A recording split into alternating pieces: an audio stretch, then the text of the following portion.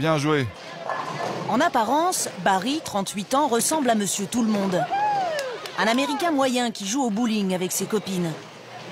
Pourtant, Rosie, Rebecca, Ruby, Naomi et Paula, la brune, ne sont pas ses amies, mais ses 5 femmes. Car Barry est polygame.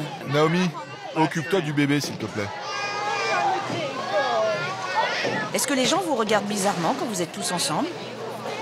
Parfois oui, mais on les ignore. La plupart du temps, ils ne pensent à rien de spécial. La plupart du temps, quand on est ensemble, les gens ne s'imaginent pas qui pourrait avoir 5 femmes. Faut être fou. On peut aussi dire qu'on est une bande de secrétaires avec leur patron. Un homme qui vit avec 5 femmes, ouvertement. La scène semble irréelle aux États-Unis. Et le plus incroyable, c'est qu'ils sont loin d'être les seuls, alors que la polygamie est illégale en Amérique.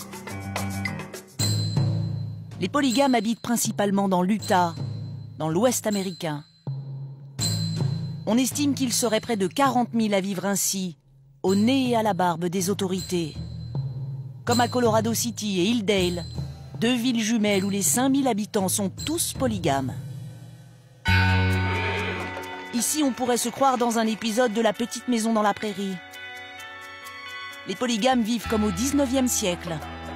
Certains se déplacent à cheval, et les femmes s'habillent et se coiffent comme au temps de la conquête de l'Ouest. Joseph Smith, on le voit ici accompagné de sa 30aine de femmes. Il y a 2 siècles, il a une révélation.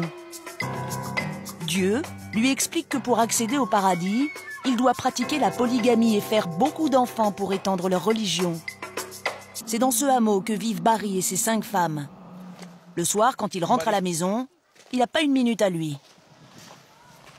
Allez, on va voir maman. Ses 23 enfants lui sautent dessus. Il y a 14 filles et 9 garçons, âgés de 5 mois à 16 ans. Et ce n'est pas une famille recomposée. Tous ces enfants, Barry les a bien eus avec ses 5 femmes. Il y a Paula, sa première épouse, la seule à être passée devant le maire. Les 4 autres ne sont mariés que religieusement à Barry, ce qui leur permet de toucher des allocations et de compléter le salaire de chef d'entreprise de Barry. Il a épousé ses 5 femmes en l'espace de 8 ans, ce qui a créé quelques tensions entre elles. Quand Barry a épousé Naomi, j'étais vraiment en colère au début. Je savais que ça allait arriver et j'étais contente pour eux, mais à ce moment où ça fait mal. Oui, il y a de la jalousie. Au quotidien, vivre à 29 demande une rigueur quasi militaire. Pour le dîner, les parents préparent les assiettes des enfants à la chaîne et les ados font le service. On laisse les enfants manger en premier et ensuite c'est les adultes qui se servent. Et pour éviter les corvées supplémentaires, les assiettes sont en carton et les couverts en plastique. C'est plus facile, ça évite de faire la vaisselle. Le dîner est l'un des rares moments où toute la famille peut se réunir. Dans la journée, chaque femme a son propre espace. La famille vit dans 2 maisons. Celle-ci comporte 2 appartements.